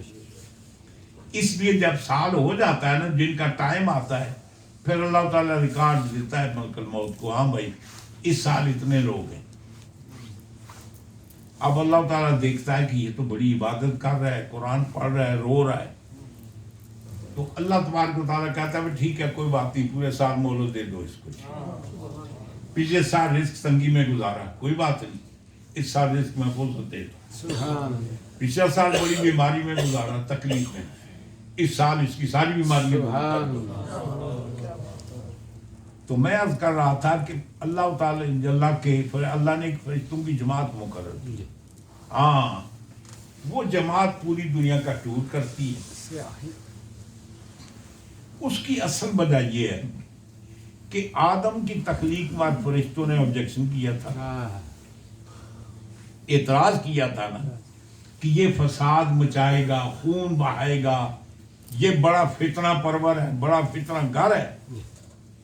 اب اللہ تعالیٰ نے ان کو لالچ دی، کدے شب قدر دی لالچ تے کدے شب برات دی، اٹھو رات عبادت کرو، قرآن پڑھو، فرشتے نے کہا ہون جاؤ تک ہو نا، جن پر تم نے اعتراض کیا جاؤ دیکھو میرے بندے کیا کر، اب پہلے ان کو جگایا، مسجد میں اکٹھا کیا، عبادت میں کھڑا کیا، فرشتے نے کہا ہون جاؤ تک ہو، وہ پہلے نقل کرنے دا چانس دے دیتا جی، جلے پرچہ پورا ہو گیا کہ ان میں شک چیک کر رہے۔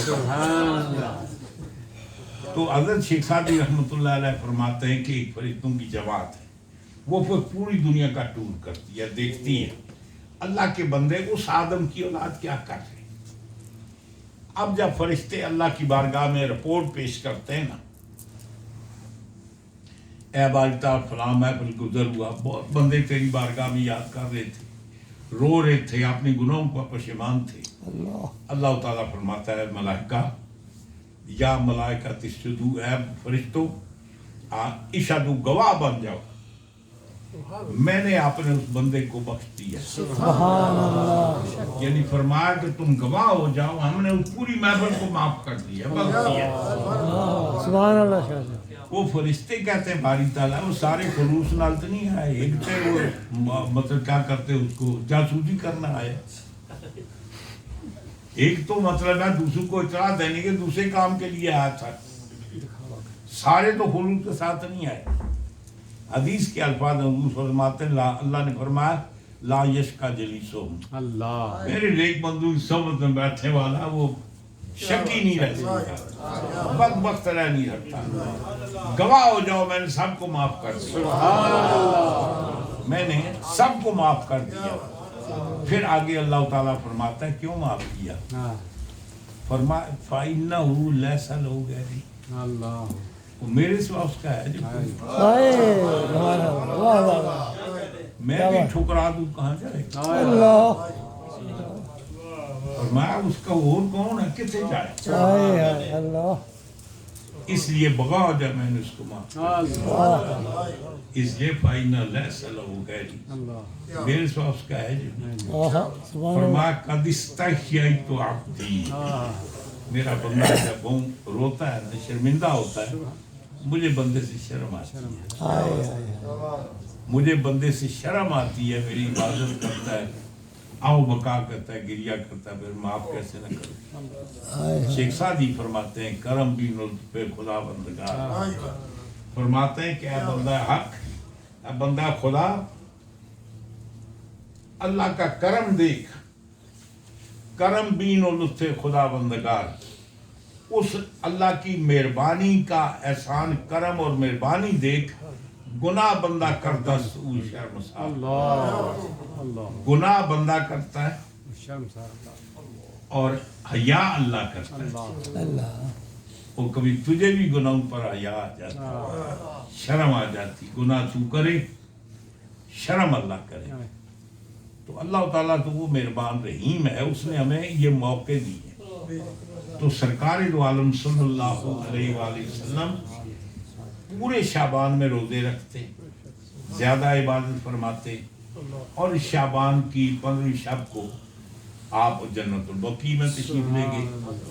مائی صاحبہ میری اور آپ کی ماں حضرت سیدہ عائشہ صدیقہ سلام اللہ علیہ، آپ ارشاد فرماتی ہیں کہ رات کو میں نے دیکھا کہ حضور کا بستر خالی ہے، میں سمجھا پتہ نہیں کہاں گے، حضور اٹھے، میں پیچھے پیچھے چل پڑی جناب، میں نے کیا دیکھا کہ وہ جنت البقیع میں قبرستان میں جب حضور واپس آئے مجھے دیکھا تو حضور سمجھ گئے. حضور نے فرمایا کہ عائشہ تو اس لیے آئی تھی نا, دیکھو حضور کہیں اور جاتے ہیں کہ تمہاری اقتل بھی کریں, ایسے بات نہیں ہے. تو آپ فرماتی ہیں کہ جب یہ رات آتی تو حضور قبرستان میں جاتے ہیں. قبرستان میں کیوں جاتے تھے؟ ان کو فائدہ پہنچانے کے لیے, ان کی مغفرت کے لیے, ان کی دعا کے لیے. اور ویسے حضور نے ہمیں بھی حکم دیا الا فزوروہا فإنہا تذکرکم الآخرہ, خبردار تم ضرور بازور قبرستان کی زیارت کیا کرو. قبر کی زیارت کرنے سے کیا ہوتا ہے کہ تمہیں آخرت یاد آتی, تمہیں پتہ چلتا ہے کہ ایک دن مجھے بھی یہیں آنا ہے. سیدنا حضرت عثمان غنی رضی اللہ تعالیٰ عنہ اب جب بھی کہیں قبرستان پر جاتے تو رو پڑتے تھے. کسی دوسرے نے پوچھا کہ حضرت ایک بات بتائیں, آپ کو میں نے حضور کی بارگاہ میں دیکھا, حضور نے جنت کی نعمتوں کو بیان کیا, جہنم کے عذاب کو بیان کیا, آپ کو کبھی روتے نہیں دیکھا. یہ جب کبھی قبرستان میں آتے تو رو پڑتے, اس کی وجہ کیا؟ آپ نے فرمایا کہ قیامت کی پہلی منزل یہی ہے قبر. من نوقش فیہا اللہ, جو یہاں ناکام ہوا نا پھر آگے ہر منزل پر ناکام ہے. یہ پہلی منزل ہے. یہاں اگر ناکام ہو گیا تو پھر آگے سب جگہ ناکامی. تو بتانا حضور نے تو تاکید فرمائی قبرستان میں جب قبروں کی زیارت کرو, تمہیں کم از کم اور کچھ ہی اتنا تو یاد آئے گا کہ تمہیں بھی کل یہیں آنا ہے. جب اپنی موت یاد آئے گی تو ان کے لیے ہاتھ بھی اٹھیں گے, ان کے لیے دعا بھی کرو گے اس امید پر کہ کل تمہاری قبر پر بھی کوئی آئے. تو سرکار دو عالم صلی اللہ علیہ وسلم سب سے زیادہ روزے اس مہینے میں رکھتے, سب سے زیادہ عبادت اس مہینے میں کرتے. اب سوال یہ ہے کہ کون سی شریعت میں ہے کہ نماز پڑھنا بدعت ہے, روزہ رکھنا بدعت ہے؟ وہ کہتے ہیں نا ساون کے اندر کو ہرا ہرا نظر آتا ہے جی. وہ جن کی اپنے اندر شرک و بدعت پھنسا ہوا ہے نا, ان کو آگے پیچھے جلد دیکھتے ہیں یہی کچھ نظر آتا ہے جی. اللہ اپنے حبیب کے صدقے ہمیں ایسے گمراہوں سے بچائے. اصل وجہ دیکھنا یہ ہے کہ ہم کام کیا کرتے ہیں. جو کام کرتے ہیں کیا اس سے حضور کی سنت کو مٹ رہی ہے؟ کیا شریعت کے اندر کوئی نقص وارد ہو رہا ہے؟ ہم روزہ رکھتے ہیں, اس کی اصل موجود ہے رمضان. ہم نفل پڑھتے ہیں, اس کی اصل نمازیں موجود ہیں. ہم صدقات و خیرات لنگر پکا کر کھلاتے ہیں, اس کی اصل زکوٰۃ موجود ہے. ہم جو بھی کام کرتے ہیں یہ سب سرکار کے عمل سے ثابت ہے. اگر یہ چاہتے ہو بحیات قضائیہ جس صورت میں ہم کرتے ہیں اس صورت میں کیا حضور نے کبھی کیا؟ کیا حضور کے دور میں بھی ایسی مسجدوں کے مینار کبھی تھے, گنبد تھے؟ کیا حضور کے دور میں کوئی سیرت کے جلسے ہوتے تھے, کوئی جلوس نکلتے تھے, کوئی کتابیں چھپتی تھیں؟ یہ جو اب ٹی وی پر بیٹھ کر یہ اکیڈمی کے اندر بیٹھ کر ہر سنڈے کو درس دیتے ہو, یہ کہاں ثابت ہے؟ کیا یہ کام صحابہ کرام نے کسی نے کیا جی؟ وہ کمال کی بات ہے. وہ تم جو چاہو کرو وہ شریعت ہے. ہم نماز پڑھیں تو مجرم ہیں, روزہ رکھیں تو گناہ ہے, قرآن پڑھیں تو گناہ ہے. اللہ تعالیٰ فضل و کرم فرمائے بحمدہ تعالیٰ. یہ ان راتوں میں سے ایک رات ہے, اس رات کو عبادت کریں گے یقینی طور پر اللہ تعالیٰ ہمارے گناہوں کو معاف کرے گا, ہماری کوتاہیوں کو معاف کرے گا, ہمارے رزق میں اضافہ کرے گا, ہمیں آئندہ آنے والے سال میں اللہ تعالیٰ صحت عطا فرمائے گا. اللہ اپنے حبیب کے صدقے مجھے آپ سب کو. اب ایک اور بات کروں, مخصوص کوئی عبادت نہیں ہے. جیسے بعض لوگ کہتے ہیں نا وہ اتنے وہ اتنی رکعتیں پڑھو تو ہر رکعت ہی اتنی دفعہ سورہ فاتحہ پڑھو تو اتنی قرآن شریف پڑھو. ایسی کوئی بات نہیں. مطلب یہ اس رات کو عبادت کرنا. سب سے بہترین عبادت یہ ہے کہ آپ کی زندگی کی جو پیچھے فرض کی نمازیں رہ گئی سبحان اللہ. ویسے ایک مسئلہ بتاؤں آپ کو، جس کے ذمہ فرض عبادت ہے اس طرح کی نفلی عبادت اس بندے کی قبول ہی نہیں. ہائے ہائے ہائے، صحیح بات. اگر آپ کی زندگی کی پیچھے کی زکوٰۃ رہتی ہے، آپ کے صدقات قبول نہیں ہیں. بے شک. پہلے حساب کر کے پچھلی زکوٰۃ ادا کریں پھر صدقات دیں. یعنی فرض تو آپ کو یاد ہی نہیں، نفل کے پیچھے پڑے ہوئے. جس کی فرض نمازیں زندگی میں قضا ہیں اس کے نفل قابل قبول نہیں. جس کے رمضان کے فرض روزے قضا ہیں اس کے نفلی روزے بھی قابل قبول نہیں ہیں. سمجھ کے اس کا بہترین چانس یہ ہے کہ نفل پڑھنے کے بجائے ہم یہ کریں کہ زندگی کی پچھلی جو ہماری نمازیں جتنی ہو سکے ہم نمازیں قضا کریں، اور اگر نیت کر لیں نا آج کہ آج کے بعد ہم لگاتار، اور ایک دہاڑے سے نہیں ہوتی ہے، یہ عہد کر لیں کہ ہم زندگی میں آئندہ آنے والی وقتی نمازیں بھی پڑھیں گے، اس کے ساتھ ساتھ قضا بھی کریں گے. آپ نے ارادہ کر لیا قضا کریں گے، ایک بھی قضا نہیں کی تھی، ملک الموت آپ پہنچے، ساری زندگی نے قضا ہو گئی. سبحان اللہ. ہاں جی، قضا ایک بھی نہیں کی تھی، ساری قضا ہوئی. وہ کیسے وَمَن يَخْرُجْ مِن بَيْتِهِ مُهَاجِرًا إِلَى اللَّهِ وَرَسُولِهِ، جو آدمی اپنے گھر سے اللہ اور اللہ کے رسول کے لیے نکلے، ثم أدركه الموت، وہ کام کرنے تو پہلے فوت ہو گیا.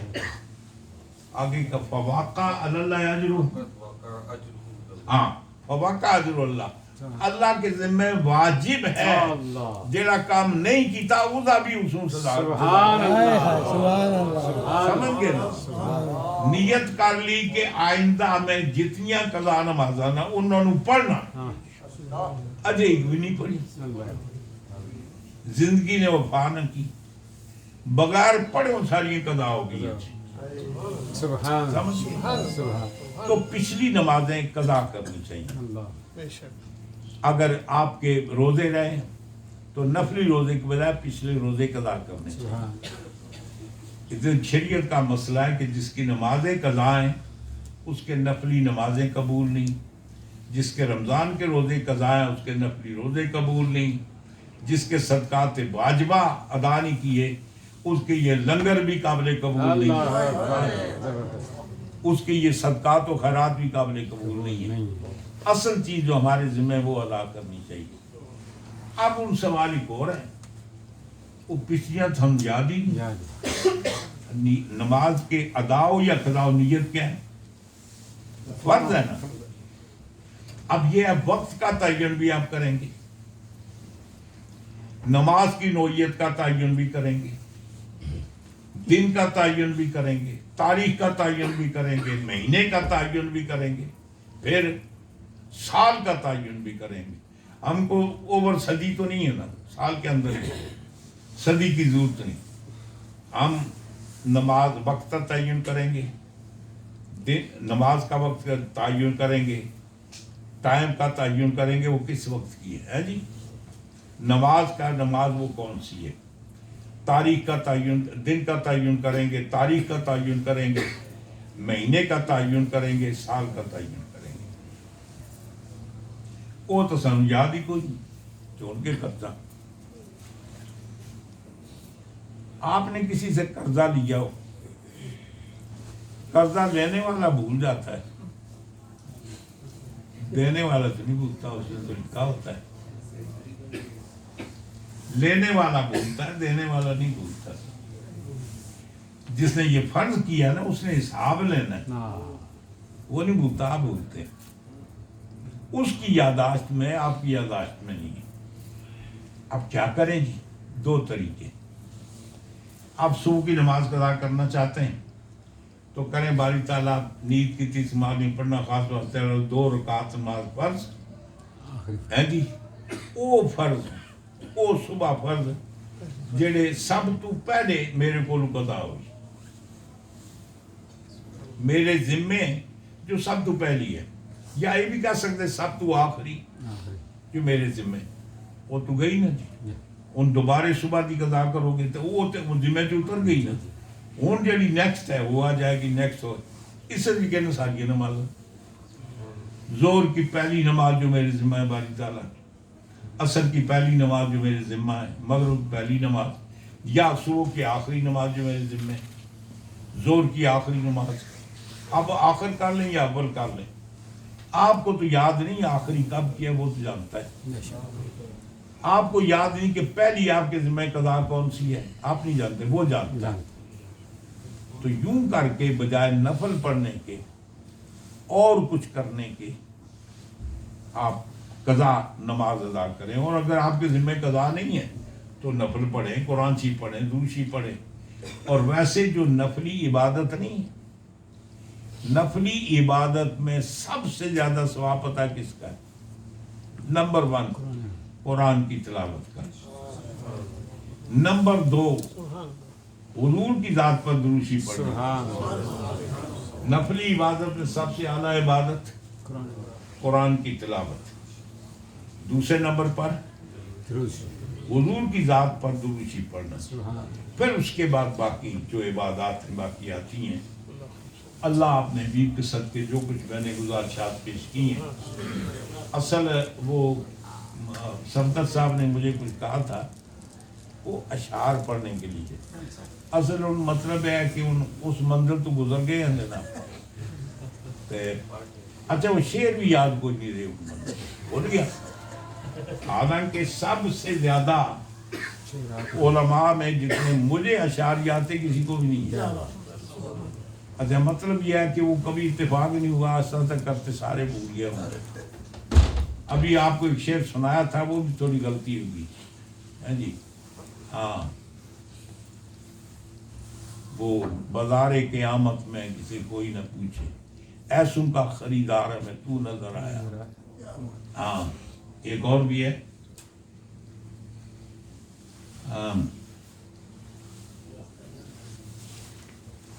وہ نہیں یاد رہا.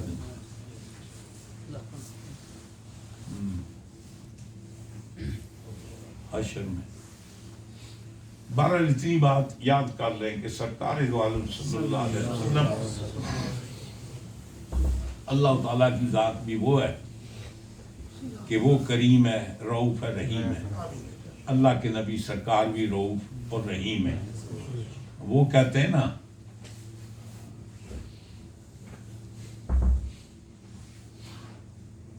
ہاں وہ اعلیٰ فرماتے ہیں تیرے ہی دامن پہ پڑتی. ابھی کیا ہے جی؟ ہاں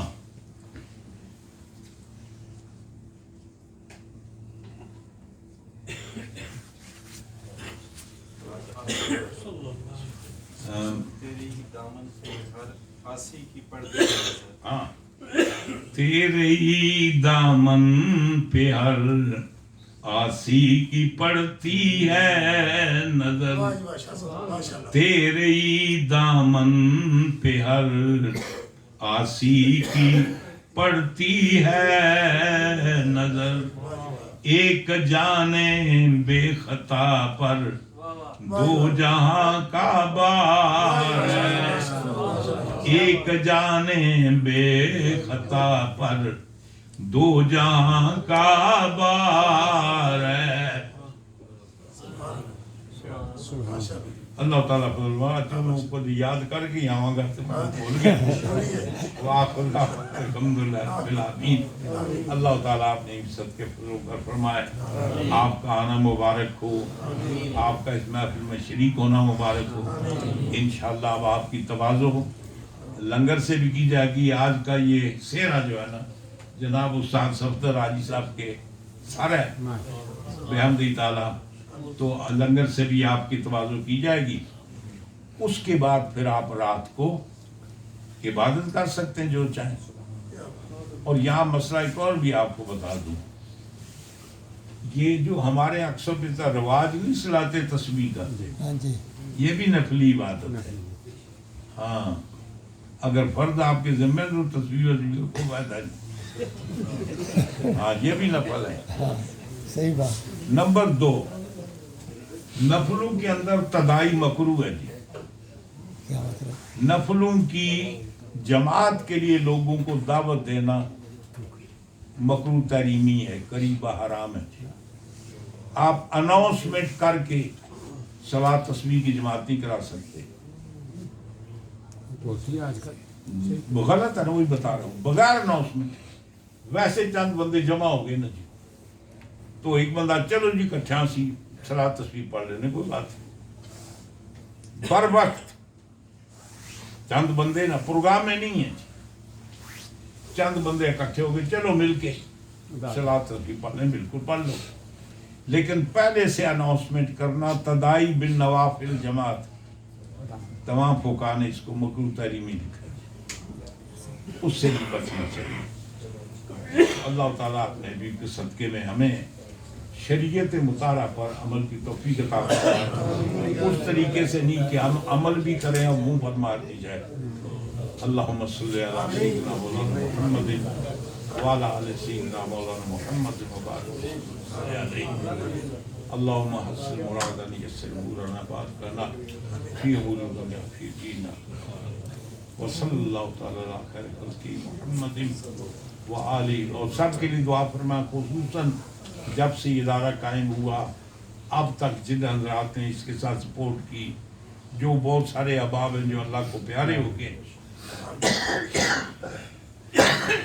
جو مرحومین ہیں ان کی مغفرت کے لیے دعا فرمائیں, جو حیات ہیں ان کی صحت یابی کے لیے بقائے عمر کے لیے دعا فرمائیں, اگر بیمار ہیں صحت یابی کے لیے, اگر افلاس کا شکار ہیں تو اللہ تعالیٰ ان کو مرفع العالی عطا فرمائے. مولا تعالیٰ جتنے حاضرین محفل ہیں, جو جس کی تمنا ہے مولا تعالیٰ تو خطرہ قلبی سے واقف ہے. اپنے حبیب کے صدقے, اس شب کے صدقے تیرا نام تیرا ذکر کیا گیا, تیرے نام کے واسطے سے اپنے محبوب کے ذریعے سب کی خالی چوریوں کو لبریز کر دے, چوریوں کو نظر مراد سے بھاگ دے. سب کو مولا تعالیٰ اپنے حبیب کے صدقے میں نعمتیں عطا فرما. وصلی اللہ تعالیٰ علی خیر خلقہ محمد وآلہ وصحبہ اجمعین برحمتک یا